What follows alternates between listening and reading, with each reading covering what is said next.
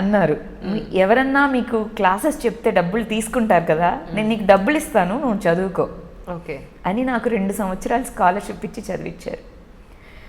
రాకపోతే నాకు చాలా గిల్టీగా ఫీల్ అనిపించింది ఫస్ట్లో, నేను రాలేకపోయాను అని.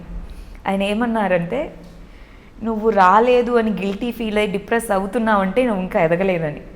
నువ్వు ప్రయత్నించావు, నీకు రాలేదు, దాన్ని మూవ్ ఆన్ అయిపోవాలి, లైఫ్లో పెద్ద గోల్స్ ఉన్నాయి నీకు అని చెప్తూ ఎంకరేజ్ చేసుకుంటూ వచ్చారు. ఆయన పేరు తెలుసుకో. రాంబాబు గారు మా డైరెక్టర్ సార్ అనమాట. ఓకే.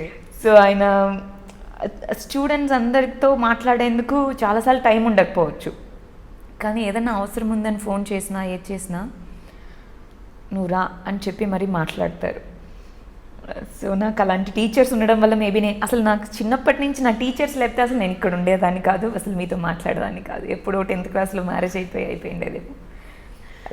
ఈ ప్రాసెస్లో జనరల్గా అమ్మాయిలకి డిగ్రీ అయిన తర్వాత లేకపోతే డిగ్రీ తర్వాత డిగ్రీలో ఉండగానో ఎందుకులే 5 attempts అయిపోయి మ్యారేజ్ చేసుకుని పంపించేద్దాం అనే కాన్సెప్ట్ మీ పేరెంట్స్లో రాలేదండి? నాకెంత పట్టుదల ఉందో దానికి 5-6 మా నాన్నగారికి పట్టుదల మేడం. ఇప్పటికి కూడా 6 attempts అయిపోయాయి.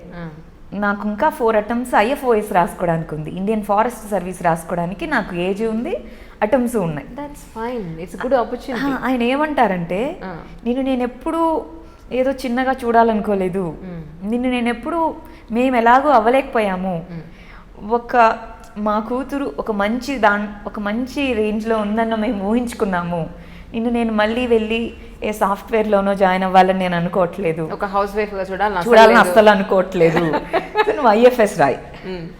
ఇప్పుడు నాకు 28 years. Okay.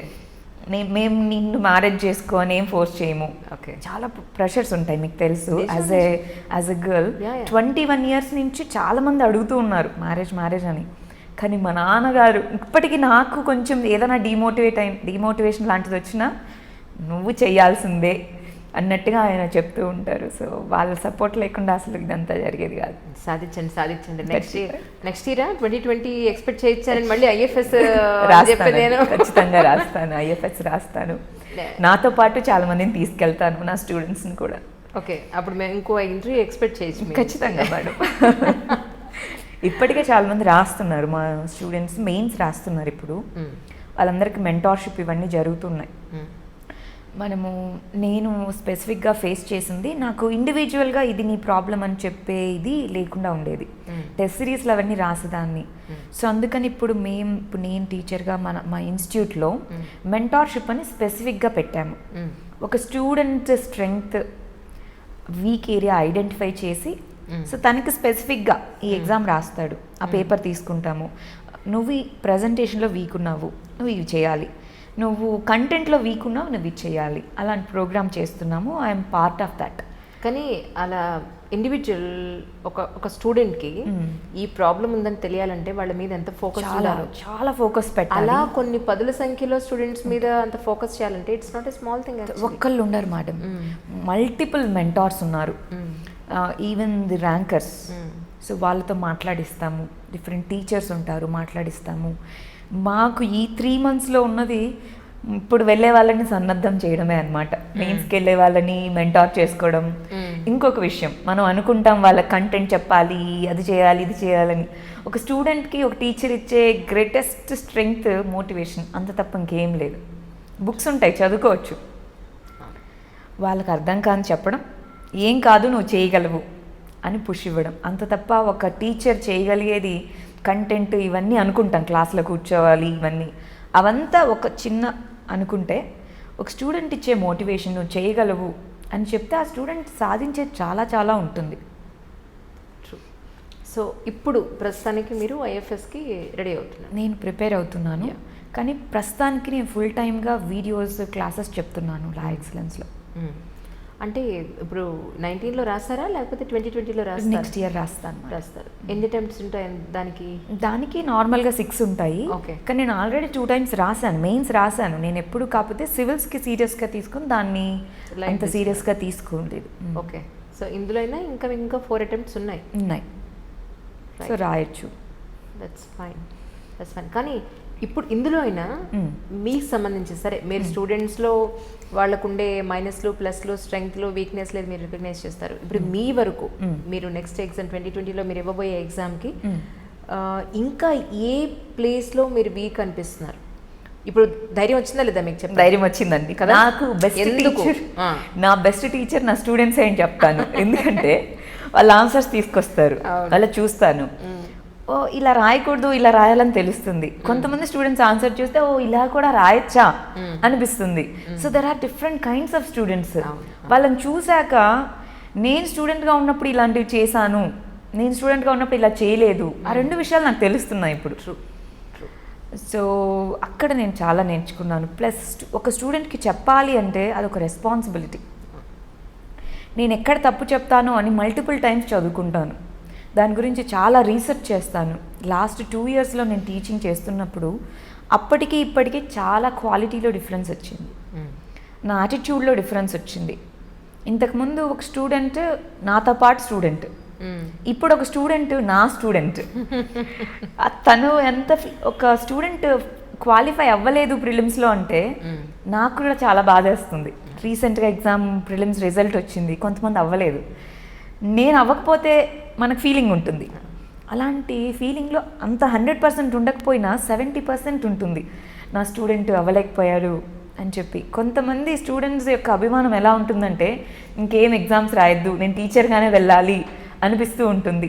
2 students madam last year నేను అప్పుడే తెలుగు కరెంట్ అఫైర్స్ స్టార్ట్ చేశాను. తూర్పుగోదావరి నుంచి వీడియో చూశారు, జనరల్ టికెట్ తీసుకొని ట్రైన్ ఎక్కేసి వచ్చేసారు.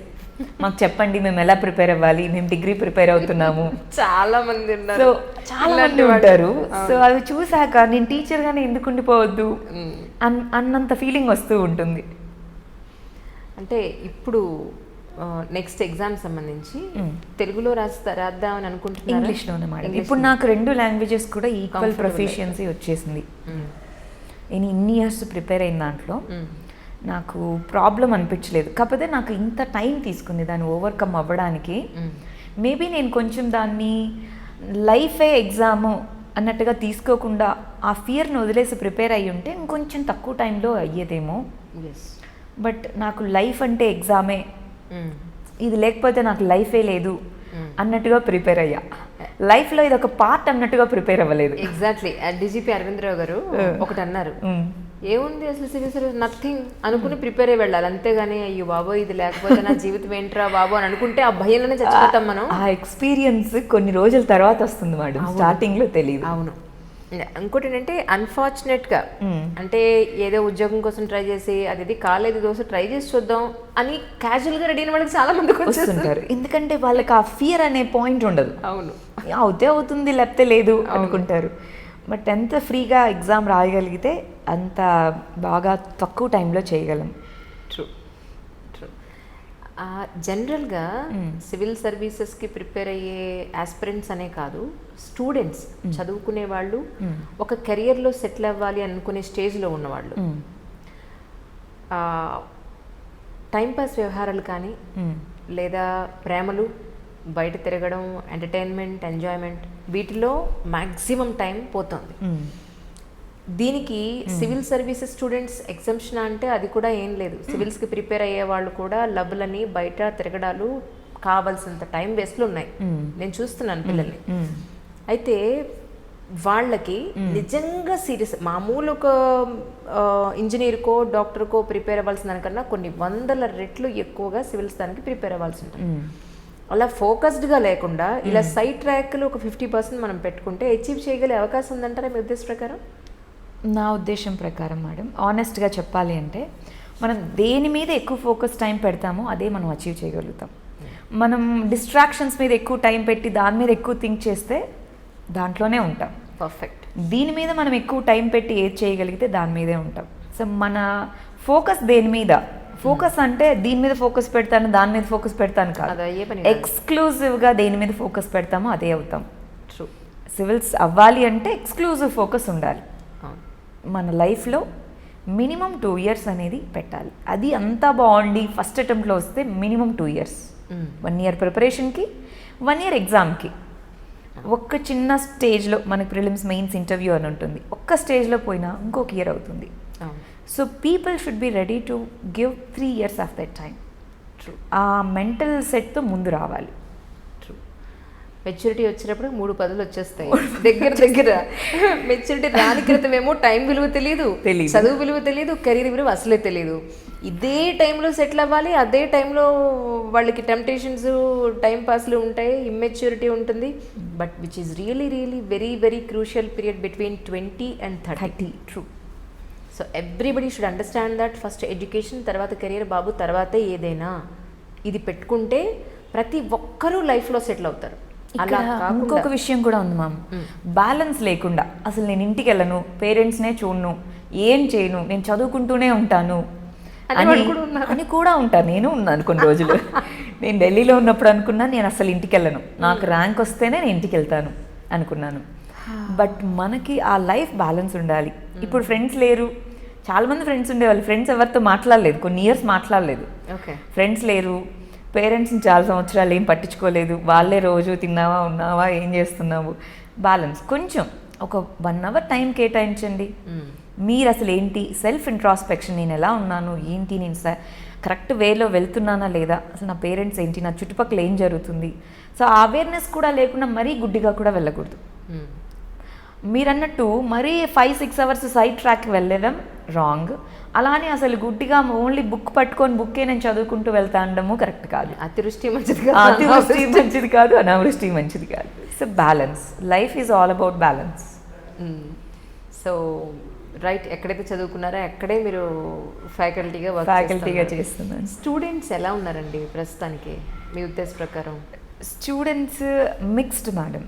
ఇంతకుముందు బాగున్నారు, ఇప్పుడు బాగాలేరు, అలా ఏం లేదు. చాలా సీరియస్గా ఉండే వాళ్ళు ఉన్నారు, క్యాజువల్గా వచ్చిన వాళ్ళు ఏదో ఒకటి చేయాలి అని వచ్చిన వాళ్ళు ఉన్నారు. బట్ ఇయర్ స్పెసిఫిక్గా చాలామంది సీరియస్ స్టూడెంట్స్ ఉన్నారు. లాస్ట్ ఫ్యూ ఇయర్స్తో కంపేర్ చేస్తే మన స్టేట్స్లో అవేర్నెస్ పెరగడం వల్ల చాలామంది serious students, especially rural backgrounds నుంచి వచ్చిన వాళ్ళలో అవేర్నెస్తో వచ్చిన వాళ్ళు, ఇంతకుముందు కూడా వచ్చేవాళ్ళు కానీ అవేర్నెస్ తక్కువ. ఇప్పుడు చాలా అవేర్నెస్, ఇప్పుడు మనకి యూట్యూబ్ ఛానల్స్ కానీ, టీవీ ఛానల్స్ కానీ, సోషల్ మీడియా బాగా ఏదైతే పెరుగుతుందో అవేర్నెస్ చాలా పెరుగుతుంది పేరెంట్స్లో కానీ, స్టూడెంట్స్లో కానీ. దానివల్ల సీరియస్ క్యాండిడేట్స్ చాలామంది ఉన్నారు.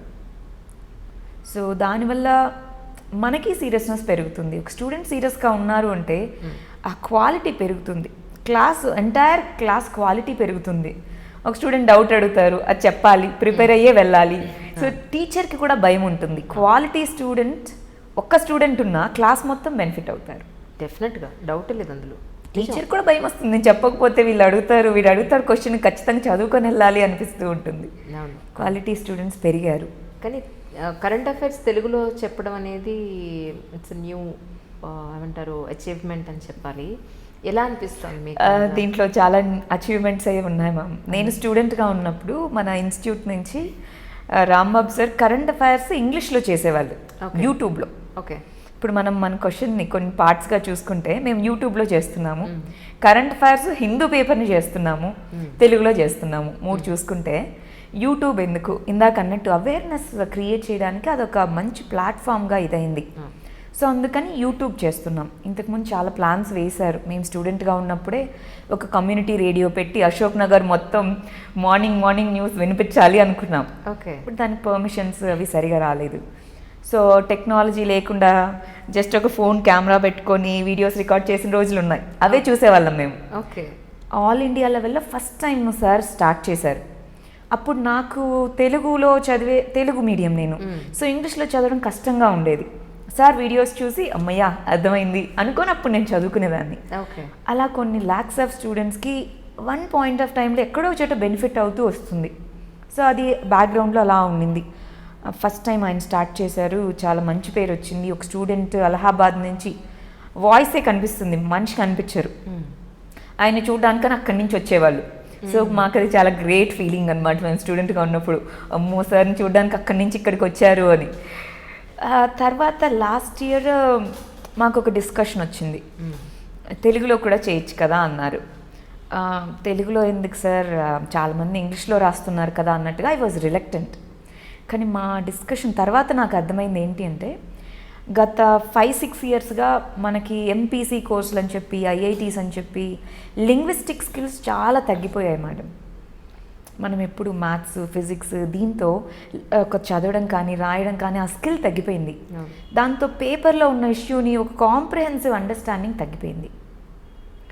సో దాంతో ఏమనుకున్నాము, తెలుగులో చేస్తే మన మదర్ టంగ్ అందరికీ అర్థమవుతుంది. ఆల్మోస్ట్ మన స్టేట్స్లో ఉన్న వాళ్ళకి తెలుగులో వింటే అర్థమవుతుంది. ఇంకొకటి, ఇప్పుడు నేను తెలుగు మీడియం కాబట్టి నాకు అర్థమైందన్న పర్సెప్షన్లో ఉన్నా చాలా రోజులు. కానీ ఇంగ్లీష్ మీడియంలో చదివిన వాళ్ళు కూడా అంత ప్రొఫిషియెంట్గా లేరు.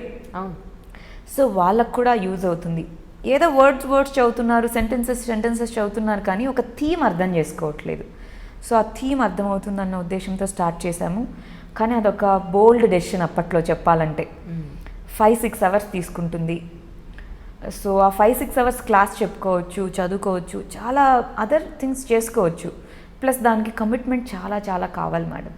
ప్రతిరోజు సండేస్ కూడా ఆపకుండా చెయ్యాలి అంటే లైఫ్లో ప్రతిరోజు 5 గంటలు ఇవ్వాల్సిందే దానికి. చాలామంది ట్రై చేశారు, బట్ కంటిన్యూ చేయలేకపోయారు. 1 ఇయర్ రీసెంట్గానే మేము సెలబ్రేట్ కూడా చేసుకున్నాం, 1 ఇయర్ కంప్లీట్ అయింది అని చెప్పేసి. ఓకే, అది నాకు పర్సనల్గా స్టూడెంట్స్కి చాలా చాలా యూజ్ అయింది. నాకు ఒక పర్సనల్ ఎక్స్పీరియన్స్ ఉంది మేడం దీంట్లో. ఎన్టీఆర్ విద్యోన్నతి అని లాస్ట్ ఇయర్ వరకు మన ఏపీ గవర్నమెంట్ ఒక స్కీమ్ రన్ చేసేది. దాంట్లో చాలామందికి స్కాలర్షిప్ ఇచ్చి గవర్నమెంట్ చదివించేది. నియర్లీ 3000 స్టూడెంట్స్ వరకు. వాళ్ళలో మనీ కట్టలేని వాళ్ళు, చాలామంది రూరల్ బ్యాక్గ్రౌండ్ నుంచి ఏదో ఆస్పిరేషన్తో వచ్చే వాళ్ళు చాలామంది ఉండేవాళ్ళు. వాళ్ళలో చాలామంది తెలుగు మీడియం నుంచి ఉండేవాళ్ళు ఉంటారు. సో వాళ్ళు ఒకసారి నా దగ్గర, సార్ ఇది చెప్పారు మా సార్ ఒకసారి చెప్పాక ఆలోచించండి మీరు అన్నట్టుగా ఒక సజెషన్ ఇచ్చారు. మేము ఇదంతా అసలు డిస్కస్ చేసాం, ఏంటి లింగ్విస్టిక్ స్కిల్స్ ఎలా ఉన్నాయి ఇవంతా. ఈ స్కీమ్ కింద మన ఇన్స్టిట్యూట్లో కొంతమంది జాయిన్ అయ్యారు. 3 వచ్చారు నా దగ్గరికి. వాళ్ళు అన్నారు, మ్యామ్ మాకు కొంచెం హెల్ప్ కావాలి అన్నారు.